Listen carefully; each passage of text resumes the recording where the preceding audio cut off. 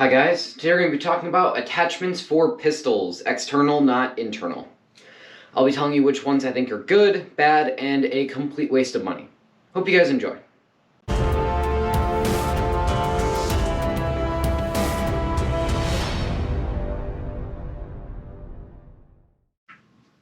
Before we get into today's topic, I actually would like to tell you guys that the channel is now sponsored. Not just the channel, my Instagram, and kind of High Velocity Airsoft in general. I am now sponsored by La Kappa Customs.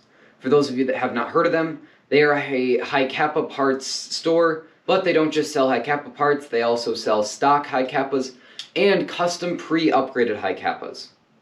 They're an amazing website, and I got actually all the parts for this pistol from their website. So I'd highly recommend you guys go check them out. And if you use my code HVA, all capitals, when checking out, you can get 5% off your order. So remember to do that and go check them out. I will have a link down in the description. Alright, let's get into the video. First, we're going to talk about sights on a pistol, or optics. Now, normal fiber optic sights will work fine that come with most pistols. The front side actually isn't on here anymore because I never really used it. But the stock Tokyo Marui sights are a fiber optic up front. I believe that is the right term. It's like I'll put a picture of it up on screen. And the back are normal iron sights. Overall, these work pretty good, but they don't necessarily have the best sight picture. So if you're looking for something a little bit better, you can put a red dot on your pistol. Now, this mount I have for this one is the Navrich one, and I tried a couple others. I even tried attaching the red dot to the slide, but it made the gun shoot a lot slower. And I've also tried one that goes into the area right here up top, but this one was my favorite. Hooks into the rail down at the bottom. And don't worry if your gun doesn't have a rail on the bottom, as you can get other ones that'll work. But overall, I do prefer a red dot because it gives me a better sight picture, and it's a lot easier to aim when shooting. Outdoors, I will not use one of these because I can't holster the pistol with a red dot, but for indoors, you can always see me using a red dot on my pistol. Now, in the thumbnail, you probably saw a big scope on my pistol. That was only for a kind of funny looking thumbnail. I would not recommend you put a scope on your pistol because you're probably going to end up with the recoil it coming back and hitting you in the eye. And it's just really hard to find a sight picture in it. So if you want to use a scope on your pistol, be my guest, but I'm definitely not. Next, let's talk about muzzle devices. What I'm referring to here is devices that go on the end of the pistol. These can be suppressors, tracers, amplifiers, whatever else you'd want to put on the end. Let's start with suppressors.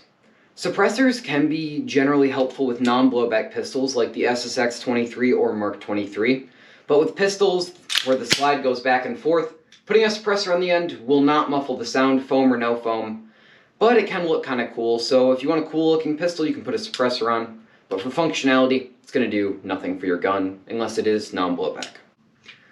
Now, tracers.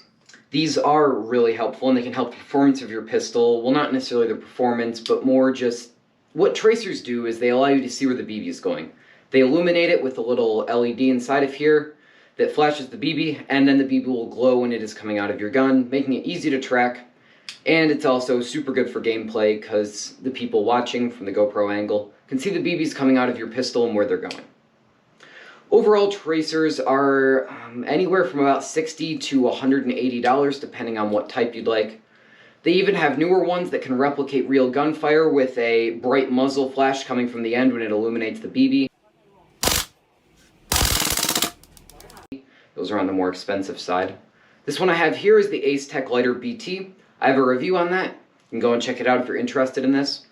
This tracer lights up BBs super bright, and it also has a built-in chronograph, which means I can see how hard my pistol is shooting by putting this on the end, which is super nice. It also connects to your phone. This is about $100. You can get cheaper ones than this that Ace Tech makes that will do the same thing just without the chronograph feature. But overall, I do love this tracer. Now, to fit a tracer on the end of your pistol, you have to have threads. This is a thread adapter, and the barrel in here is threaded on the inside. I would get this off, but it's like really stuck on there. So you have to make sure that you have a threaded barrel or buy a barrel that already has a thread adapter on the end so you'll be able to screw the tracer unit on, like so. Without that, a tracer will be useless.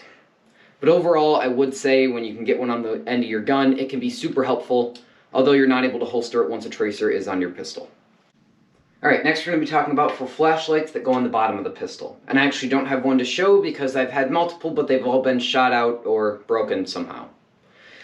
Now, as you can probably already tell, my opinion on flashlights is kinda more negative because I started out airsoft with a flashlight instead of a tracer, as it sort of reflected off the white of the BB and allowed me to see where I was shooting. However, flashlights can be used for other things like lighting up rooms or blinding opponents. Overall, I think flashlights do have a use in airsoft, but when it comes to lighting up BBs to see where they're going, I prefer tracers personally. I did at one point have a super nice flashlight, and it got shot out, and that also happened with all the other flashlights I've had on the bottom of my gun. I had them on a rifle, actually. So I think flashlights definitely have a place in airsoft, especially CQB, as they can be very helpful to blind the enemy. But I won't really use flashlights anymore, as they usually get shot out, and it's never really worth the money for me. The last thing we are going to be talking about is magazine adapters, or just different magazines from the standard 31 round magazines for high kappas or for other types of pistols.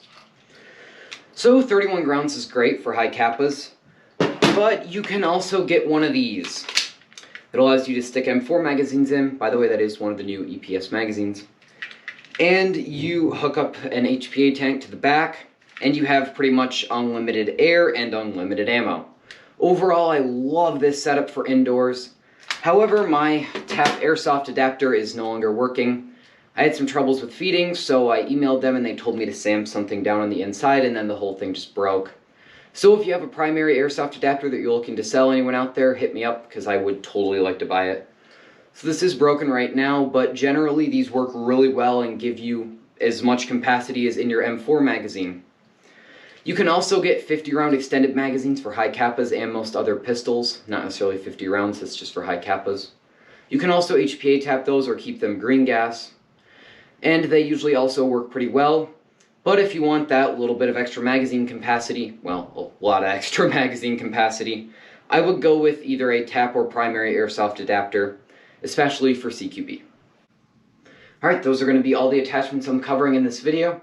If you think I missed any, make sure to comment that down below. And make sure to go and check out La Kappa Customs. The link will be in the description, as I said. And if you are going to buy anything from them, make sure to use my code HVA, all capitals, for high velocity airsoft. And I'll see you guys in the next video. Stay safe.